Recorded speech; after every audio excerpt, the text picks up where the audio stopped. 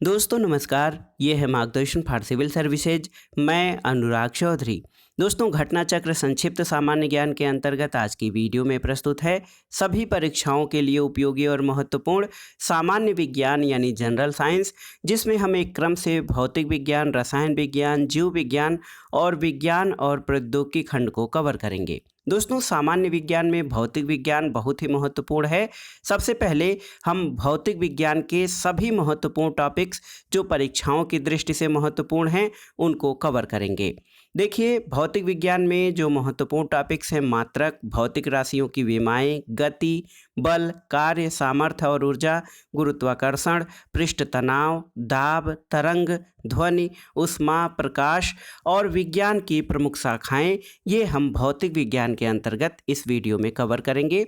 आगे जो पार्ट्स हैं उनको अगले वीडियो में हम देखेंगे।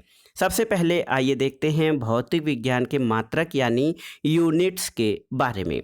दोस्तों, मात्रक किसे कहते हैं? तो किसी भी भौतिक राशि के मापन के लिए एक मानक की आवश्यकता होती है। इसी मानक को उस भौतिक राशि का मात्रक कहते हैं। मात्रक आप जानते हैं दो प्रकार के होते हैं। एक तो मूल मात्रक जिनको फंडामेंटल या बेस यूनिट कहा जाता है। दूसरे व्युत्पन्न मात्रक होते हैं जिनको डिराइव्ड यूनिट्स कहा जाता है। मूल मात्रक क्या हैं? दोस्तों, मूल मात्रक मात्रकों की अंतर्राष्ट्रीय प्रणाली या एसआई पद्धति, ये 7 मूल मात्रक होते हैं। व्युत्पन्न मात्रक ऐसी सभी भौतिक राशियों के मात्रक जिन्हें मूल मात्रकों के संयोजन से व्यक्त किया जाता है उनको व्युत्पन्न मात्रक कहते हैं। आइए मूल मात्रक 7 मूल राशियां और उनके मात्रक तथा प्रतीकों को देखते हैं। देखिए दोस्तों, मूल राशि जो है एक लंबाई है। इसका एसआई मात्रक मीटर होता है जिसको स्मॉल एम से प्रदर्शित करते हैं। द्रव्यमान दूसरी मूल राशि है। इसका मात्रक किलोग्राम होता है। इसको केजी से प्रदर्शित करते हैं। समय इसका मात्रक सेकेंड होता है जिसको स्मॉल एस से प्रदर्शित करते हैं। दोस्तों, विद्युत धारा मूल राशि, इसका मात्रक एम्पियर है जिसको कैपिटल ए से प्रदर्शित करते हैं। ताप का मात्रक केल्विन होता है जिसको कैपिटल के से प्रदर्शित करते हैं। पदार्थ का परिमाण या मात्रा जो होती है इसको मोल, इसका मात्रक है एसआई मात्रक जिसको MOL मोल से प्रदर्शित किया जाता है। और ज्योति तीव्रता का मात्रक कैंडेला होता है, इसको CD से प्रदर्शित करते हैं। आइए देखते हैं विशिष्ट नामों और प्रतीकों वाले 22 एसआई व्युत्पन्न मात्रकों को। देखिए दोस्तों, समतल कोण का विशिष्ट जो है नाम रेडियन होता है जिसको M/M यानी रेडियन से प्रदर्शित करते हैं। घन कोण को स्टेरेडियन, इसका मात्रक होता है SR जिसको M²/M² से प्रदर्शित करते हैं। आवृत्ति का मात्रक हर्ट्ज होता है HZ जिसको जो है इसका प्रतीक दोस्तों HZ होता है S⁻⁻1 से प्रदर्शित करते हैं। बल का मात्रक न्यूटन होता है, कैपिटल N से प्रदर्शित करते हैं। दाब और प्रतिबल का मात्रक पास्कल होता है और इसको PA यानी किलोग्राम मीटर (10⁻⁻1) S⁻⁻2 ये जो है विमीय सूत्र होता है। इसके अलावा ऊर्जा, कार्य और ऊष्मा की मात्रा को जूल में प्रदर्शित करते हैं। इसका मात्रक दोस्तों ये कैपिटल J होता है। शक्ति या रेडिएंट फ्लक्स का मात्रक वाट होता है, W से प्रदर्शित करते हैं। विद्युत आवेश का मात्रक कूलाम है, कैपिटल C से प्रदर्शित करते हैं। वोल्टता या विद्युत विभवांतर, इसको वोल्ट से, कैपिटल V से। विद्युत धारिता का मात्रक फैराडे होता है, कैपिटल F से प्रदर्शित करते हैं। विद्युत प्रतिरोध का मात्रक आप जानते हैं ओम होता है और इसको लैटिन वर्ड से एक प्रदर्शित किया जाता है ओम। और विद्युत चालकता सीमेंस, इसका मात्रक होता है, कैपिटल S से प्रदर्शित करते हैं। चुंबकीय फ्लक्स का मात्रक वेबर होता है, WB से प्रदर्शित करते हैं। और चुंबकीय फ्लक्स घनत्व, इसका मात्रक टेस्ला होता है, कैपिटल T से प्रदर्शित करते हैं। इसके अलावा प्रेरकत्व को हेनरी से, कैपिटल H, और तापमान को डिग्री सेल्सियस से जो है डिग्री C या केल्विन से प्रदर्शित किया जाता है। इसके अलावा दोस्तों ज्योतिफ्लक्स का मात्रक ल्यूमेन होता है, LM से प्रदर्शित करते हैं, और प्रदीप्ति घनत्व का मात्रक लक्स होता है जिसको LX से प्रदर्शित करते हैं। एक रेडियो न्यूक्लाइड की सक्रियता जो है इसका मात्रक बेकुरल होता है, कैपिटल B स्मॉल q से प्रदर्शित करते हैं, और अवशोषित विकिरण की मात्रा यानी केरमा जो होता है इसको ग्रे इसका मात्रक होता है GY से प्रदर्शित करते हैं, और विकिरण मात्रा यानी विकिरण मात्रा समतुल्य इसका मात्रक सिवर्ट होता है SV से प्रदर्शित करते हैं, और उत्प्रेरण सक्रियता का मात्रक कैटल होता है K80 से प्रदर्शित किया जाता है। तो दोस्तों ये आपने देख लिया प्रमुख मूल मात्रक और व्युत्पन्न मात्रक और उनके प्रतीक चिन्ह के बारे में। आइए देखते हैं मात्रकों की अंतर्राष्ट्रीय प्रणाली क्या है आपकी। वर्तमान में अंतर्राष्ट्रीय स्तर पर मान्य प्रणाली सिस्टम इंटरनेशनल D यूनिट है जिसको SI मात्रक कहा जाता है। दोस्तों प्रकाश वर्ष का प्रयोग अधिक लंबी दूरी को मापने के लिए किया जाता है, और आप जानते हैं कि एक प्रकाश वर्ष 9.46 × 10⁻15 मीटर के बराबर होता है। और याद रखिएगा प्रकाश वर्ष जो है ये वर्ष महीने का मात्रक नहीं बल्कि दूरी का मात्रक होता है, और प्रकाश वर्ष का मान ये होता है कि जो प्रकाश है वो एक वर्ष में जितनी दूरी तय करता है उसको प्रकाश वर्ष कहा जाता है। एक नाटिकल मील दोस्तों 1852 मीटर के बराबर होता है, और मेगावाट बिजली के मापन की इकाई है जो विद्युत उत्पादन केंद्र में उत्पन्न की जाती है। 1 मेगावाट 10⁻6 वाट के बराबर होती है। क्यूसेक दोस्तों क्यूबिक फीट पर सेकेंड, ये देखिए क्यूसेक जो होता है ये जल प्रवाह के दर मापने की इकाई होती है। एक क्यूसेक जो होता है वो 28.317 लीटर प्रति सेकेंड होता है। वायुमंडल में ओजोन परत की मोटाई किस यूनिट में? डाबसन यूनिट में मापी जाती है। एक डाबसन यूनिट 2.69 × 10⁻20 ओजोन अणु प्रति वर्ग मीटर होता है, याद रखिएगा। बल का CGS यानी सेंटीमीटर ग्राम सेकेंड पद्धति में मात्रक डाइन होता है, और बल का SI मात्रक न्यूटन होता है दोस्तों। 1 न्यूटन 10⁵ डाइन के बराबर होता है। आइए देखते हैं गति और बल के बारे में। दोस्तों गति और बल में मोशन एंड फोर्स में देखिए कुछ राशियों के बारे में जान लेते हैं। राशियां दो प्रकार की होती हैं, अदिश राशि और सदिश राशि। अदिश राशियां वे भौतिक राशियां होती हैं जिनमें केवल परिमाण यानी मैग्नीट्यूड होता है और दिशा यानी डायरेक्शन नहीं होती है, जैसे दूरी, आयतन, द्रव्यमान, घनत्व, कार्य, ऊर्जा, समय, ताप, शक्ति, आवेश, आवृत्ति, विभवांतर, चाल, ये अदिश राशियों के उदाहरण हैं। इसके अलावा सदिश राशियां वे राशियां होती हैं जिनमें परिमाण के साथ साथ दिशा भी होती है, जैसे आवेग, विस्थापन, त्वरण, वेग, बल, संवेग, वैद्युत क्षेत्र और चुंबकीय क्षेत्र, ये सभी सदिश राशियों के उदाहरण हैं। आइए जान लेते हैं दोस्तों न्यूटन के गति विषयक नियमों के बारे में। आप जानते हैं कि न्यूटन ने गति संबंधी 3 नियम दिए हैं। आइजैक न्यूटन ने गैलीलियो की धारणाओं के आधार पर गति विषयक 3 नियमों का प्रतिपादन किया है। इसमें पहला नियम क्या है इसको जान लेते हैं। दोस्तों न्यूटन का गति विषयक जो प्रथम नियम है उसके अनुसार प्रत्येक वस्तु, पिंड या कोई पिंड तब तक अपनी विरामावस्था अथवा सरल रेखा में एक समान वेग से गत्यावस्था में रहती है जब तक कोई बाह्य बल उसे अन्यथा व्यवहार करने के लिए विवश नहीं करता है। तो न्यूटन की गति का प्रथम नियम ये है कि कोई वस्तु विरामावस्था में है तो वो विरामावस्था में रहेगी, और कोई वस्तु गति अवस्था में है तो वो गति अवस्था में रहेगी जब तक कोई उस पर बाह्य बल न लगाया जाए। और गति के इस नियम को जड़त्व का नियम या गैलीलियो का नियम भी कहा जाता है। न्यूटन का गति विषयक द्वितीय नियम क्या है?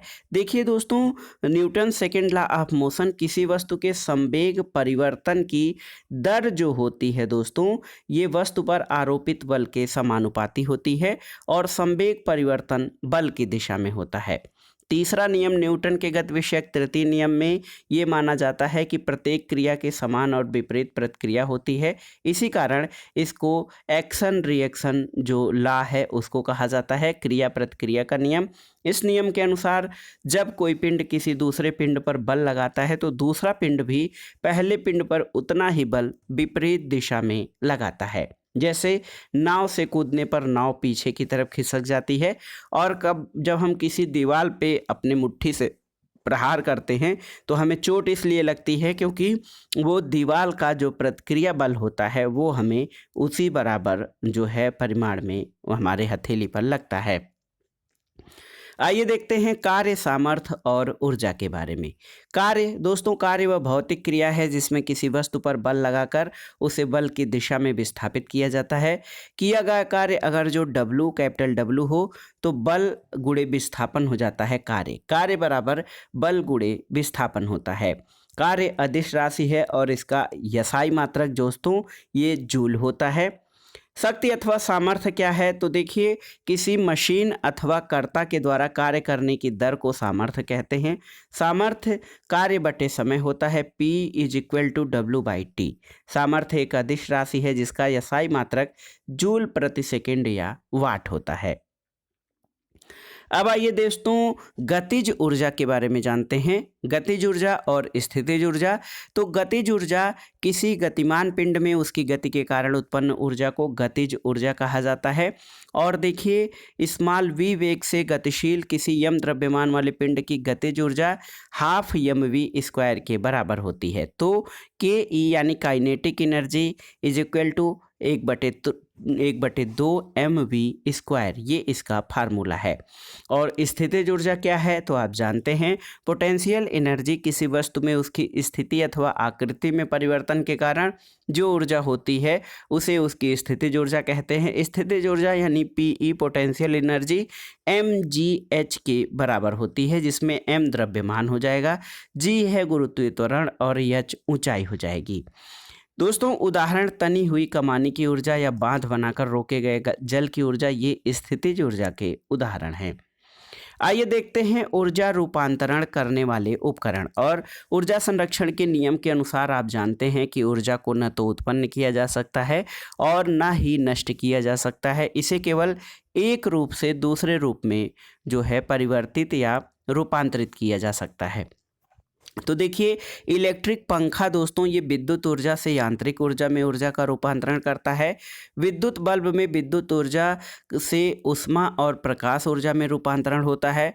विद्युत सेल से रासायनिक ऊर्जा से विद्युत ऊर्जा में रूपांतरण होता है ऊर्जा का। और मोमबत्ती रासायनिक ऊर्जा से प्रकाश एवं ऊष्मीय ऊर्जा में। इसके अलावा फोटो इलेक्ट्रिक सेल से जो ऊर्जा का रूपांतरण होता है वो प्रकाश ऊर्जा से विद्युत ऊर्जा में। डायनेमो से यांत्रिक ऊर्जा से विद्युत ऊर्जा में। लाउड स्पीकर विद्युत ऊर्जा का ध्वनि ऊर्जा में रूपांतरण करता है और सितार यांत्रिक ऊर्जा का ध्वनि ऊर्जा में रूपांतरण करता है। तो ये ऊर्जा रूपांतरण करने वाले प्रमुख उपकरण हैं। स्टीम इंजन जो है ये ऊष्मा ऊर्जा का यांत्रिक ऊर्जा में रूपांतरण करता है। टरबाइन यांत्रिक ऊर्जा का वैद्युत ऊर्जा में। प्रकाश संश्लेषण सौर ऊर्जा का रासायनिक ऊर्जा में। और विद्युत जनित्र जो है दोस्तों यांत्रिक ऊर्जा से विद्युत ऊर्जा में ऊर्जा का रूपांतरण करता है। और इसी प्रकार विद्युत मोटर विद्युत ऊर्जा से यांत्रिक ऊर्जा में ऊर्जा रूपांतरण करता है। डीजल इंजन रासायनिक ऊर्जा से यांत्रिक ऊर्जा में ऊर्जा रूपांतरण का कार्य करता है। आइए अब महत्वपूर्ण ग्रेविटेशन या गुरुत्वाकर्षण के बारे में जानते हैं। सबसे पहले जानते हैं गुरुत्व यानी ग्रेविटी क्या होती है। दोस्तों गुरुत्व से आशय उस आकर्षण बल से है जिससे पृथ्वी किसी वस्तु को अपने केंद्र की ओर खींचती है। और गुरुत्वीय त्वरण को स्मॉल g से प्रदर्शित किया जाता है। स्मॉल g का पृथ्वी पर मान 9.8 मीटर प्रति सेकंड स्क्वायर होता है। दोस्तों एक प्रश्न आता है गुरुत्वीय त्वरण के मान में परिवर्तन किस प्रकार होता है।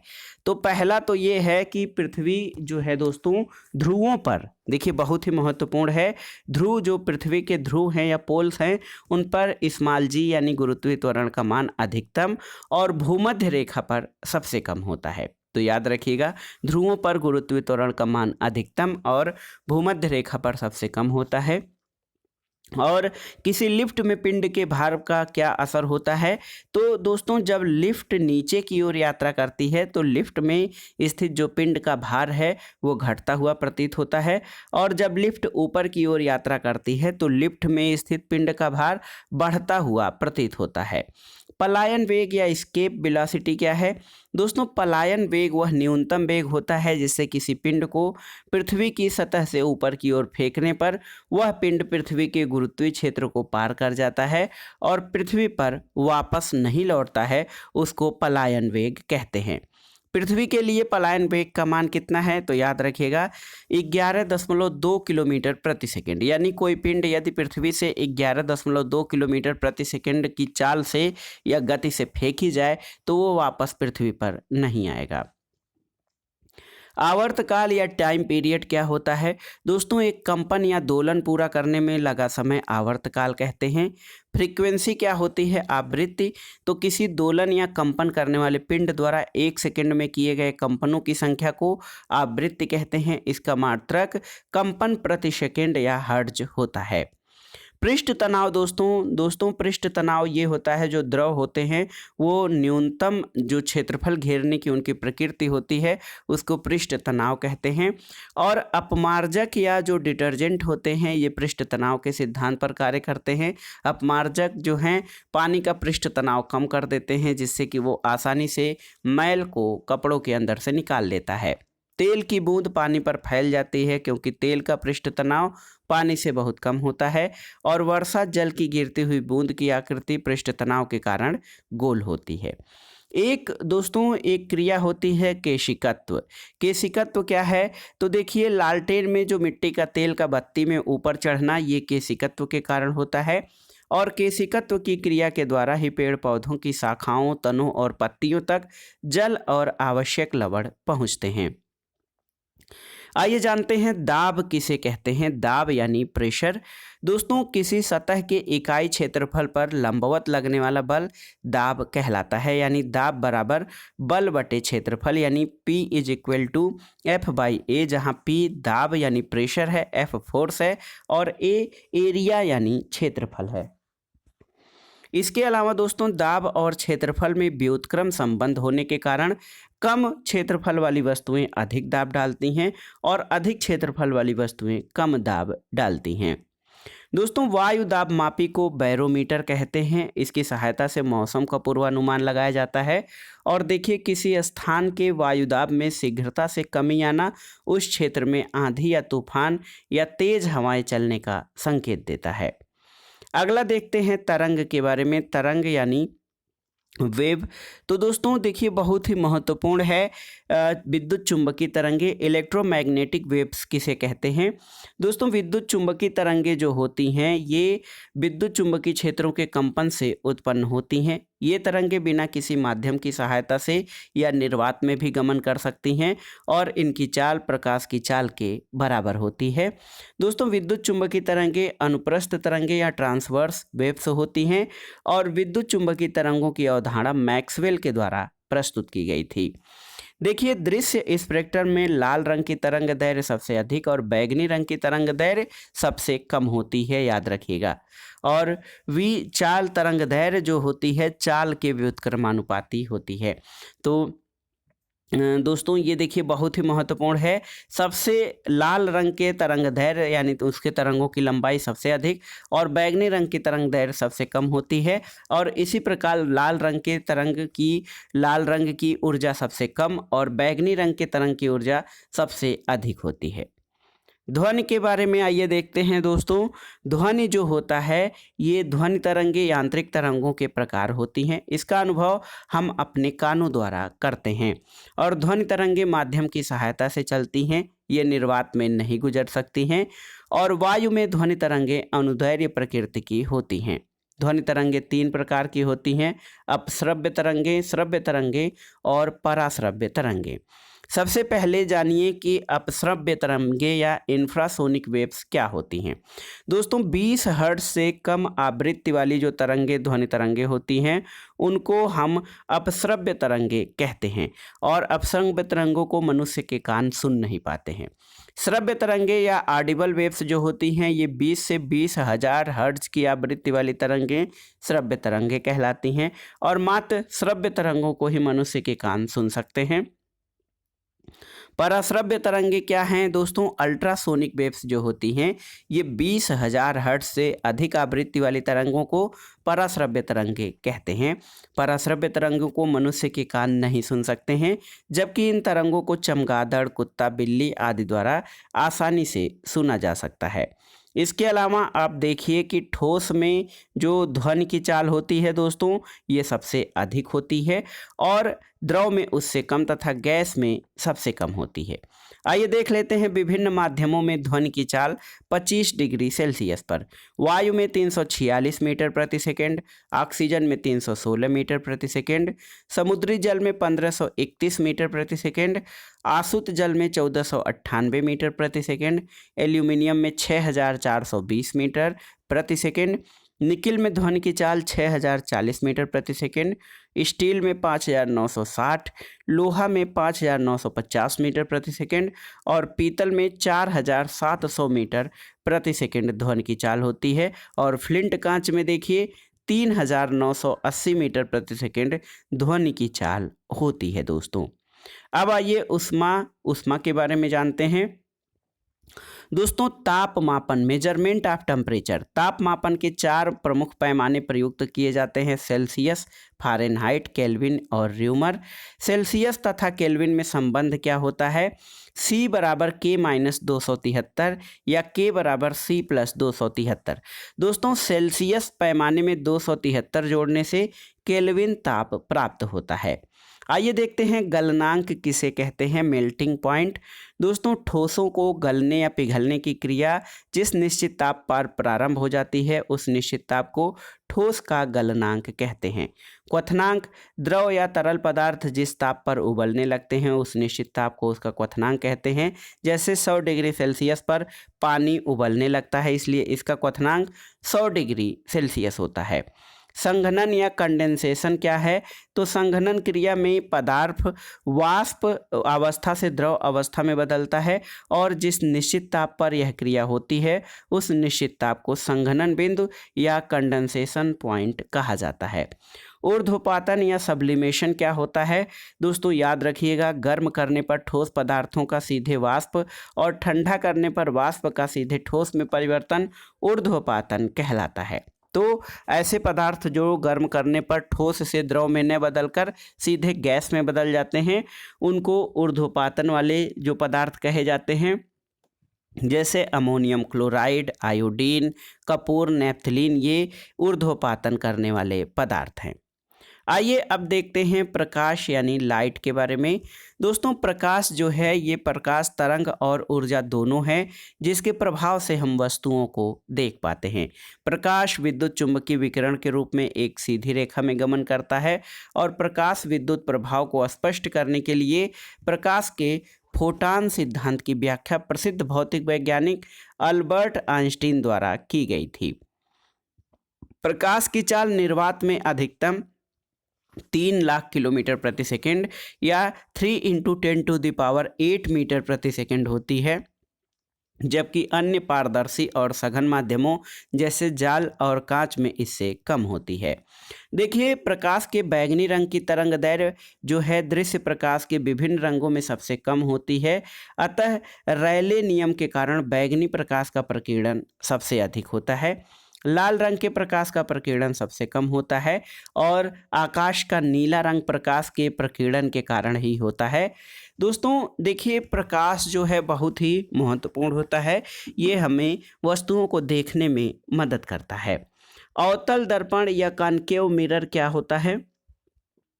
दोस्तों गोलीय दर्पण यदि उत्तल भाग पर पालिश करके बनाया जाता है तो इसका अवतल भाग जो धंसा हुआ तल होता है वो परावर्तक बन जाता है और ऐसे दर्पण को अवतल दर्पण कहा जाता है। अवतल दर्पण का प्रयोग सबसे महत्वपूर्ण प्रयोग डेंटिस्ट, कान, नाक और गला यानी ENT के डॉक्टर द्वारा अवतल दर्पण का प्रयोग विशेष रूप से किया जाता है क्योंकि ये बहुत पास स्थित वस्तुओं का बड़ा प्रतिबिंब देता है। तो अवतल दर्पण से जो प्रतिबिंब बनते हैं उनकी विभिन्न स्थितियों को समझ लेते हैं। दोस्तों, अवतल दर्पण से जो बने प्रतिबिंब होते हैं, वक्रता केंद्र पर यदि कोई वस्तु रखा है तो वो वक्रता केंद्र पर ही उसका प्रतिबिंब बनेगा। प्रतिबिंब उल्टा और वास्तविक बनेगा और समान आकार का बनेगा। यदि वस्तु अनंत पर है तो प्रतिबिंब फोकस पर बनेगा, उल्टा और वास्तविक इसकी प्रकृति होगी और बिंदु के समान अत्यधिक छोटा होगा।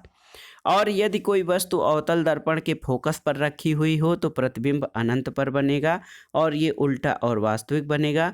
प्रतिबिंब का आकार बहुत बड़ा होगा।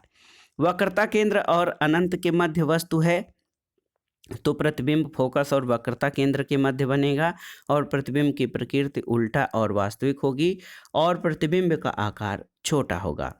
और ध्रुव और फोकस के बीच में कोई वस्तु रखी हो तो अवतल दर्पण पर इसका प्रतिबिंब दर्पण के पीछे सीधा और आभासी बनेगा और इसका आकार बड़ा होगा। और वक्रता केंद्र और फोकस के मध्य कोई वस्तु रखी हो तो वक्रता केंद्र और अनंत के मध्य बनेगा, उल्टा और वास्तविक, और प्रतिबिंब जो है ये बड़ा बनेगा। उत्तल दर्पण दोस्तों कन्वेक्स मिरर जो होता है, यदि गोलीय दर्पण में अवतल भाग पर पालिश कर दिया जाए तो उत्तल भाग प्रकाश का परावर्तन करता है। ऐसे दर्पण को उत्तल दर्पण कहा जाता है। उत्तल दर्पण का दृश्य क्षेत्र या फील्ड ऑफ व्यू अधिक होने के कारण, इसके द्वारा प्रतिबिंब सीधा बनने के कारण इसका उपयोग साइड मिरर या जो वाहनों में जो दर्पण होता है उसमें उत्तल दर्पण का प्रयोग किया जाता है। इंद्रधनुष या रेनबो क्या है दोस्तों? इंद्रधनुष सूर्य के प्रकाश के वायुमंडल में उपस्थित जल की सूक्ष्म बिंदुओं द्वारा विभिन्न रंगों में वर्ण विक्षेपण होने से बनता है। और इसी आधार पर हम रंगों को भी डिसाइड कर लेते हैं, प्राथमिक रंग और द्वितीयक रंग कौन कौन से होते हैं। तो प्राथमिक रंग दोस्तों ऐसे 3 रंग जिन्हें मिलाने पर सफ़ेद रंग का प्रकाश बनता है, उनको प्राथमिक रंग या प्राइमरी कलर्स कहा जाता है। लाल, हरा और नीला ये प्राथमिक रंग कहलाते हैं और अन्य जो रंग हैं इन्हीं 3 रंगों से व्युत्पन्न होते हैं। आइए दोस्तों देख लेते हैं। देखिए, जब उत्तल दर्पण से कोई वस्तु अनंत पर रखा जाता है तो फोकस पर दर्पण के पीछे प्रतिबिंब बनता है, आभासी और सीधा बनता है। अत्यधिक छोटा बिंदु के समान इसके प्रतिबिंब का आकार होता है। और जब उत्तल दर्पण पर अनंत और ध्रुव के मध्य कोई वस्तु रखी जाती है तो फोकस और ध्रुव के मध्य प्रतिबिंब बनता है, आभासी और सीधा दर्पण के पीछे, और प्रतिबिंब का आकार छोटा होता है। आइए दोस्तों दृष्टि दोष के बारे में जान लेते हैं। देखिए, दृष्टि दोष के प्रकार कौन कौन से होते हैं और बहुत ही महत्वपूर्ण है। निकट दृष्टि दोष और दूर दृष्टि दोष बहुत ही महत्वपूर्ण है।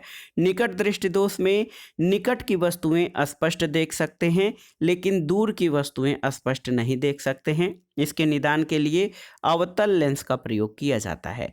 दूर दृष्टि दोष ऐसा दृष्टि दोष जिसमें निकट की वस्तुएं या दूर की वस्तुएं स्पष्ट देख सकते हैं लेकिन निकट की स्पष्ट नहीं देख सकते हैं, उसको दूर दृष्टि दोष कहा जाता है। और इसके निवारण के लिए उत्तल लेंस का प्रयोग करते हैं। अबिंदुकता किसे कहते हैं? एस्टिग्मेटिज्म दोस्तों यह रोग कार्निया के पूरी तरह से गोला न होने के कारण होता है और इस रोग में क्षैतिज और ऊर्ध्वाधर रेखाएं एक साथ स्पष्ट नहीं दिखाई देती हैं। अबिंदुकता का निवारण सिलिंड्रिकल यानी बेलनाकार लेंस की सहायता से किया जाता है। रेडियो एक्टिव समस्थानिक क्या हैं? तो रेडियो एक्टिव समस्थानिक बनाने के लिए पदार्थों को नाभिकीय रिएक्टर में न्यूट्रॉनों द्वारा किरणित किया जाता है। रेडियो एक्टिव समस्थानिकों के उपयोग क्या हैं दोस्तों, इसको जान लेते हैं। तो देखिए, रेडियो एक्टिव समस्थानिक में कोबाल्ट 60 है। ये रेडियो एक्टिव समस्थानिक जो उच्च ऊर्जा की गामा किरणें उत्सर्जित करता है, इन किरणों का उपयोग कैंसर के इलाज में किया जाता है। आयोडीन 131 I-131 एक रेडियो एक्टिव समस्थानिक है जिसका प्रयोग थायराइड ग्रंथ के कैंसर के उपचार के लिए होता है। और दोस्तों नाभिकीय जो अभिक्रियाएं होती हैं उनमें नाभिकीय क्रियाओं में एक तो नाभिकीय विखंडन और दूसरा नाभिकीय संलयन है। नाभिकीय विखंडन जब भारी नाभिक दो या अधिक खंडों में विभक्त होकर ऊर्जा उत्पन्न करता है तो उसको नाभिकीय विखंडन कहा जाता है। परमाणु बम नाभिकीय विखंडन का उदाहरण है। इसमें अनियंत्रित विखंडन क्रिया होती है। और दोस्तों आप जानते हैं कि नाभिकीय रिएक्टर या जो एटॉमिक रिएक्टर होता है दोस्तों, इसमें भी विखंडन की प्रक्रिया होती है, जबकि उसमें विखंडन की प्रक्रिया नियंत्रित होती है, परमाणु बम में अनियंत्रित होती है। नाभिकीय संलयन तो जब यह दो या दो से अधिक हल्के नाभिक संयुक्त होकर एक भारी नाभिक बनाते हैं और ऊर्जा विमुक्त करते हैं तो ये क्रिया नाभिकीय संलयन कहलाती है। नाभिकीय संलयन के प्रमुख उदाहरण सूर्य के प्रकाश और ऊष्मा ऊर्जा का स्रोत नाभिकीय संलयन है और हाइड्रोजन बम भी नाभिकीय संलयन पर आधारित होता है। अब आइए बहुत ही महत्वपूर्ण विश्व के विभिन्न देशों के कुछ भौतिकविदों के प्रमुख योगदान के बारे में जान लेते हैं। R.A. मिलिकान, इन्होंने इलेक्ट्रॉनिक आवेश की माप की थी। अर्नेस्ट रदरफोर्ड ने परमाणु का नाभिकीय निदर्श प्रस्तुत किया। नील्स बोर ने हाइड्रोजन परमाणु का क्वांटम मॉडल प्रस्तुत किया। चंद्रशेखर वेंकट रमन ने अणुओं के द्वारा प्रकाश के प्रत्यास्थ प्रकीर्णन की खोज की। लुईस विक्टर डी ब्रॉगली ने द्रव्य की तरंग प्रकृति के बारे में बताया। मेघनाथ साहा ने ऊष्मीय आयनन सिद्धांत का प्रतिपादन किया। सत्येंद्र नाथ बोस क्वांटम यांत्रिकी के जो है क्षेत्र में महत्वपूर्ण योगदान इन्होंने दिया। वॉल्फगैंग पाउली ने अपवर्जन का नियम दिया। एनरिको फर्मी नियंत्रित नाभिकीय विखंडन का जो है इन्होंने योगदान दिया और इसी से परमाणु रिएक्टर बनाना संभव हुआ। H.J. भाभा ने कॉस्मिक विकिरण का सोपानी प्रक्रम प्रस्तुत किया।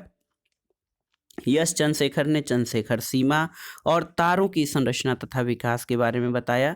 जॉन बार्डिन ने ट्रांजिस्टर और अतिचालकता का सिद्धांत प्रस्तुत किया। गैलीलियो इन्होंने जड़त्व का नियम दिया। क्रिश्चियन हाइगेंस ने प्रकाश का तरंग सिद्धांत प्रस्तुत किया और आइजक न्यूटन ने दोस्तों गुरुत्वाकर्षण का सार्वत्रिक नियम, गति के नियम और परावर्तित दूरदर्शक का आविष्कार किया। माइकल फैराडे का प्रमुख योगदान विद्युत चुंबकीय प्रेरण के क्षेत्र में है और जेम्स क्लार्क मैक्सवेल ने विद्युत चुंबकीय विकिरण सिद्धांत और प्रकाश को एक विद्युत चुंबकीय तरंग के रूप में व्याख्यायित किया। हेनरिक रुडोल्फ हर्ट्ज ने विद्युत चुंबकीय तरंगों की खोज की। जगदीश चंद्र बोस ने अति लघु रेडियो तरंगें, बेतार संदेश और कैस्कोग्राफ का आविष्कार किया। मेरी स्कोलोडोस्का क्यूरी ने रेडियम और पोलोनियम की खोज की, प्राकृतिक रेडियो एक्टिविटी का अध्ययन किया। इसके अलावा अल्बर्ट आइंस्टीन दोस्तों, इन्होंने प्रकाश वैद्युत नियम और सापेक्षता का सिद्धांत प्रस्तुत किया। विक्टर फ्रांसिस हैस ने कॉस्मिक किरणों की खोज की थी। अब आइए देखते हैं दोस्तों विज्ञान की प्रमुख शाखाओं के बारे में। एकोस्टिक दोस्तों, एकोस्टिक विज्ञान की शाखा, इसमें ध्वनि से संबंधित अध्ययन किया जाता है। एंथ्रोपोलॉजी में मानव विकास का अध्ययन किया जाता है और एस्ट्रोनॉमी शाखा में खगोलीय पिंडों का अध्ययन करते हैं। दोस्तों हिप्नोलॉजी शाखा, इसमें नींद का वैज्ञानिक अध्ययन किया जाता है और एस्ट्रोफिजिक्स में आकाशीय पिंडों के भौतिक और रासायनिक गुणों का अध्ययन किया जाता है। एग्रोएस्ट्रोलॉजी में घासों का अध्ययन करते हैं और आर्थोलॉजी में हड्डियों के जोड़ों का अध्ययन किया जाता है। बायोमेट्री शाखा के अंतर्गत गणितीय विधियों द्वारा जीव विज्ञान में अनुप्रयोग का अध्ययन किया जाता है। इसके अलावा दोस्तों कार्डियोलॉजी शाखा, हृदय और उससे संबंधित रोगों का अध्ययन किया जाता है। सिरामिक्स में मिट्टी के बर्तन बनाने की कला और इससे संबंधित विज्ञान और कॉस्मोलॉजी में ब्रह्मांड की उत्पत्ति और विकास का अध्ययन करते हैं। क्रोमेटोलॉजी शाखा में विभिन्न रंगों का अध्ययन किया जाता है और क्रायोजेनिक्स में देखिए अति निम्न ताप के विभिन्न एप्लीकेशंस यानी अनुप्रयोगों का अध्ययन करते हैं। साइटोलॉजी शाखा, ये जैव कोशिकाओं की संरचना और कार्यप्रणाली का अध्ययन किया जाता है। क्रिप्टोग्राफी में संचार सुरक्षा से संबंधित क्षेत्र का अध्ययन करते हैं। डेमोग्राफी, ये बहुत ही महत्वपूर्ण है, मनुष्य की जनांक की स्थिति का अध्ययन डेमोग्राफी शाखा में करते हैं। एम्ब्रियोलॉजी शाखा में भ्रूण विकास का अध्ययन किया जाता है। इकोलॉजी तो पौधे और जंतुओं के वातावरण के साथ अंतः संबंधों का अध्ययन इकोलॉजी शाखा में होता है। यूजेनिक्स दोस्तों वांछित आनुवांशिक गुणों की अभिवृद्धि के लिए नियंत्रित जनन के द्वारा जनसंख्या में सुधार का अध्ययन यूजेनिक्स शाखा के अंतर्गत किया जाता है। एंटोमोलॉजी तो ये कीटों के विभिन्न प्रजातियों का वैज्ञानिक अध्ययन एंटोमोलॉजी शाखा के अध्ययन करते हैं। जेनेटिक्स में वंशानुगत गुणों का अध्ययन किया जाता है। और देखिए दोस्तों जीनियोलॉजी शाखा में वंशावली और वंश परंपरा का अध्ययन करते हैं। हेमेटोलॉजी में रक्त और उससे संबंधित रोगों का अध्ययन किया जाता है। हिपैटोलॉजी इसमें यकृत, पित्ताशय, अग्नाशय उनके विकारों का अध्ययन किया जाता है। और हिस्टोलॉजी शाखा इसमें ऊतकों का रचना का अध्ययन करते हैं। हर्पेटोलॉजी में सरीसृप और उभयचरों का अध्ययन किया जाता है। और एक महत्वपूर्ण शाखा है हाइड्रोपोनिक्स, ये बिना मिट्टी के जल में पौधों को उगाने की कला जो है हाइड्रोपोनिक्स कहलाती है। हाइड्रोपैथी में जल के प्रयोग से रोगों के उपचार का अध्ययन किया जाता है हाइड्रोपैथी शाखा में। दोस्तों हाइड्रोथेरेपी क्या है, तो ये जल से रोगों के उपचार की तकनीक है। और होलोग्राफी ये लेजर के माध्यम से त्रिआयामी फोटोग्राफी की कला है। लेपिडोप्टेरोलॉजी ये तितलियों और कीट पतंगों का अध्ययन करता है। और मीटीरियोलॉजी में वायुमंडलीय प्रक्रियाओं और मौसम का अध्ययन। मार्फोलॉजी में प्राणियों और पौधों की आकृति तथा बनावट का अध्ययन किया जाता है। माइकोलॉजी शाखा में कवकों का अध्ययन करते हैं। और न्यूमिस्मेटिक्स शाखा में सिक्कों का अध्ययन किया जाता है। न्यूमेरोलॉजी में अंक ज्योतिष विज्ञान का। और नीमेटोलॉजी शाखा में गोल कृमि का अध्ययन किया जाता है। नेफ्रोलॉजी शाखा इसमें गुर्दा या वृक्क का अध्ययन करते हैं। और न्यूरोलॉजी शाखा मस्तिष्क, स्नायुतंत्र और इनके रोगों का अध्ययन किया जाता है। ओडोंटोलॉजी में दांतों की संरचना और रोगों का अध्ययन करते हैं। और देखिए पैथोलॉजी ये रोगों के कारणों और प्रभावों का अध्ययन पैथोलॉजी शाखा में करते हैं। साइकियाट्री इसमें मानसिक रोग और इनके निदान का अध्ययन किया जाता है। और पीडियाट्रिक्स में बच्चों और इससे संबंधित बीमारियों का अध्ययन करते हैं। न्यूमेटिक्स में वायु या गैस का अध्ययन किया जाता है। और देखिए फार्माकोलॉजी में औषधियों और उनके प्रयोग तथा प्रभाव का अध्ययन किया जाता है। फ्रेनोलॉजी में खोपड़ी का अध्ययन करते हैं। और पोमोलॉजी शाखा में फलों और उनके उत्पादन का अध्ययन किया जाता है। पेडोलॉजी शाखा इसमें मिट्टी का अध्ययन किया जाता है। और फिलोलॉजी में भाषा विज्ञान का अध्ययन करते हैं। पेट्रोलॉजी चट्टानों की उत्पत्ति का अध्ययन करता है। और देखिए दोस्तों पोसोलॉजी में जो है पोसोलॉजी शाखा के अंतर्गत आप जानते हैं कि औषधि की मात्रा और उनके प्रयोग का अध्ययन किया जाता है। और इसी प्रकार आप देख सकते हैं कि फोनेटिक्स ये स्वर की ध्वनियों और इनके उच्चारण का अध्ययन फोनेटिक्स शाखा के अंतर्गत किया जाता है। प्लाज्मोलॉजी इसमें जीव जंतुओं की सूक्ष्मतम संरचना जैसे कोशिका आदि का सूक्ष्मदर्शी से अध्ययन प्लाज्मोलॉजी शाखा के अंतर्गत होता है। और सेरोलॉजी शाखा के अंतर्गत ब्लड सीरम और अन्य शारीरिक द्रव्यों का वैज्ञानिक अध्ययन किया जाता है। शौरोलॉजी शाखा ये छिपकलियों का अध्ययन करता है। और टैक्सोनॉमी में जीवों के वर्गीकरण का अध्ययन किया जाता है। गायनेकोलॉजी स्त्री रोगों का अध्ययन किया जाता है। और अंत में देखिए जियोलॉजी ये पृथ्वी की आंतरिक संरचना और अवस्थाओं का अध्ययन करने वाला विज्ञान है। तो दोस्तों ये था आज का वीडियो घटना चक्र संक्षिप्त सामान्य ज्ञान के अंतर्गत भौतिक विज्ञान के महत्वपूर्ण प्रश्नों का संकलन, जिसमें हमने अत्यंत ही कम समय में आपको रिवीजन के लिए ये प्रस्तुत किया है सामान्य विज्ञान का भौतिक विज्ञान खंड। और दोस्तों इसके आगे हम रसायन विज्ञान, जीव विज्ञान और विज्ञान और प्रौद्योगिकी को एक एक वीडियो में कवर करेंगे ताकि आप आसानी से कम समय में संपूर्ण सामान्य विज्ञान को कवर कर सकें। वीडियो आपको कैसा लगा हमें कमेंट बॉक्स में ज़रूर बताइएगा। वीडियो को लाइक करें, शेयर करें और इस चैनल मार्गदर्शन फॉर सिविल सर्विसेज को सब्सक्राइब करें। वीडियो देखने के लिए धन्यवाद दोस्तों, नमस्कार।